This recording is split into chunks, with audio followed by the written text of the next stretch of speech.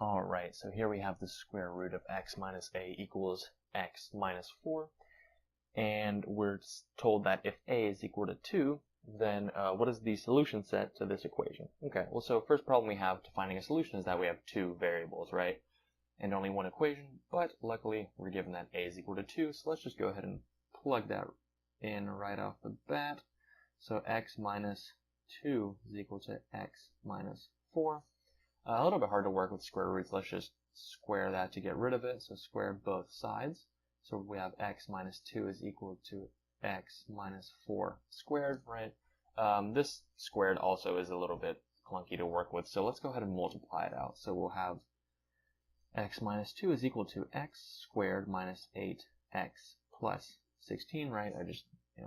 This is equal to x minus 4 times x minus 4. Then you FOIL it out, so x times x, x squared, negative 4x times, x times negative 4, so negative 4x, negative 4 times x, and negative 4 times negative 4, so plus 16. So that's what we have here. And alright, so we have a quadratic, and we're good. We're comfortable with solving quadratics equal to 0, right? So let's set this quadratic equal to 0. So let's do plus 2 on both sides. So x is equal to x squared minus 8x plus 18. And finally, to, again, get all the x's on one side and set it equal to 0, we can just subtract x on both sides to finally get 0 equals x squared minus 9x plus 18. Okay, so we're here. Let's see if we can factor this, right? What are two numbers that add to get negative 9 and multiply to get positive 18?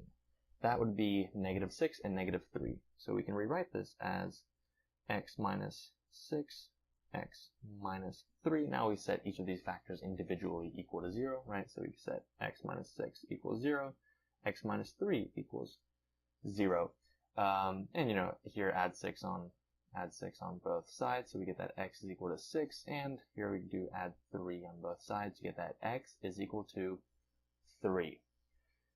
Unfortunately, we're not done yet. We look at the answers and we see that A, C, and D all have a 3 or a 6, and you might initially be kind of tempted to just put A down because that has both 3 and 6, but be careful.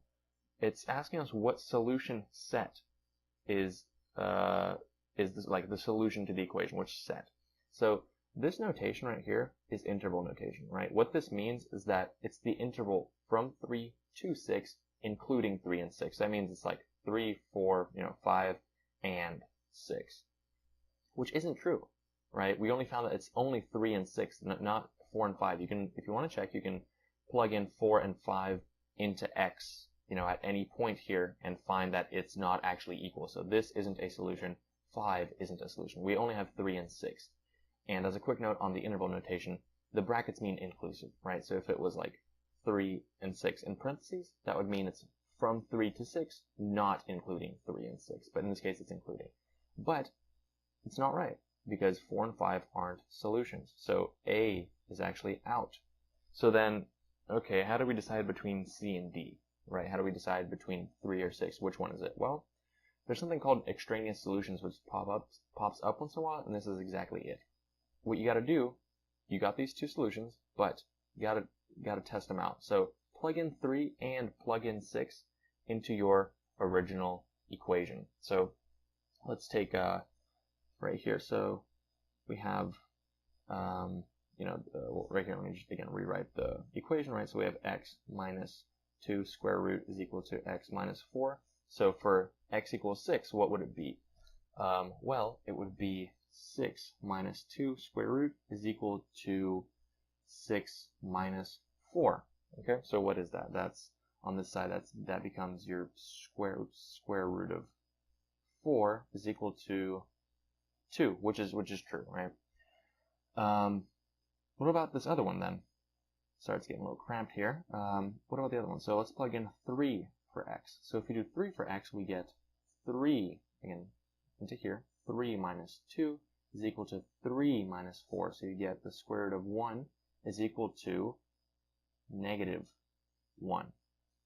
That is not true. That is not the case because the square root of 1 is just 1. So this is actually the extraneous solution, and your answer is just positive 6. So that would be answer choice D.